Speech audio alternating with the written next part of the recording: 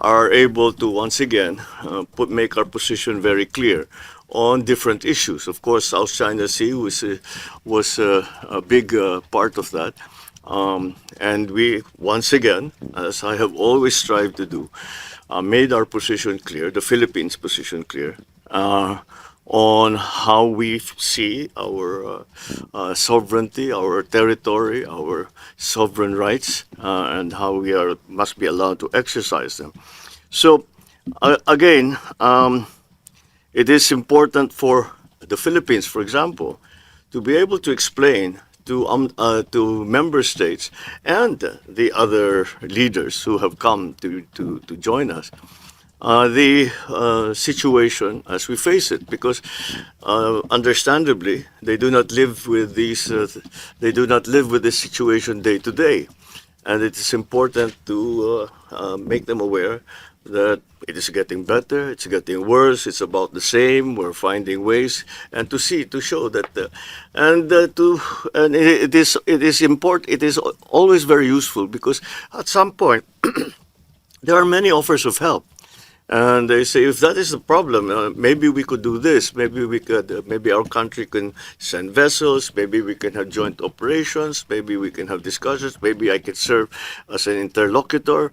All of these offers, which would not come if we did not make our position clear and explain to them what the present situation is, how the situations have evolved.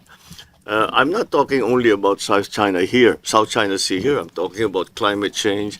I'm talking about renewables. I'm talking about the development of gender equality, etc. All of these different, very important issues need to be discussed and need to be ventilated so that everyone knows what everyone else is doing, how everyone feels, and how we can bring it all together to make it a cohesive effort that will make true changes. Sir, just a follow-up question. What were the concrete commitments given by ASEAN nations for the Philippines to be able to carry out its duties and protect its rights and interests in the South China Sea? Well, there were these, as I said, these offers of joint exercises, of continued discussions onto how we can keep the South China Sea a peaceful and prosperous area of commerce, to maintain the peace, to maintain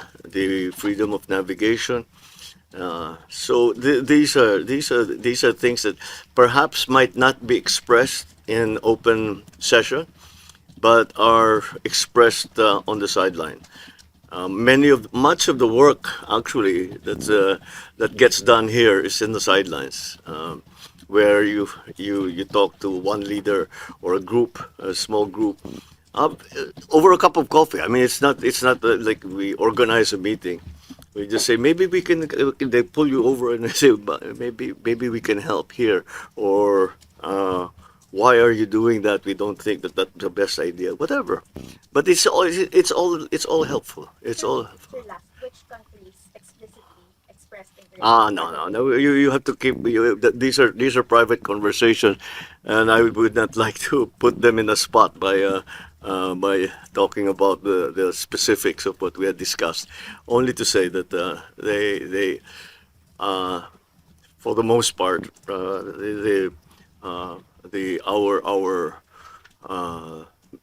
our neighbors and all interested parties, which include the EU, certainly the United States, have all come to talk to us and say that there is much that we can still do, and let's explore this or let's explore that. At least half of ASEAN? Oh, more than half.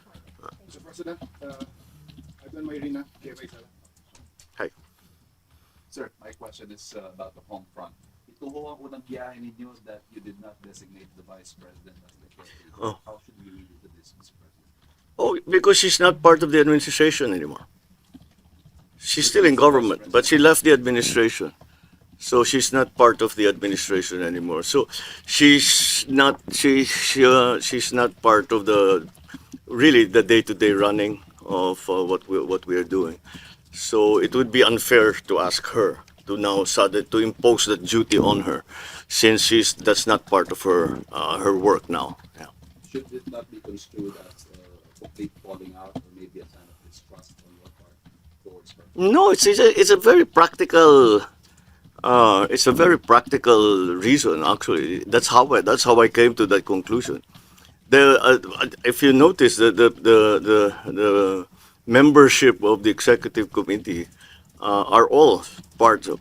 They're all members of the cabinet up to now. So that would seem to be the obvious way to handle it.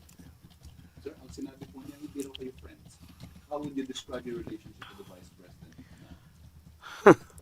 That's a good question. I don't know anymore. I'm not quite sure I understand. I'm uh, a little dismayed to hear that she doesn't think that we are friends.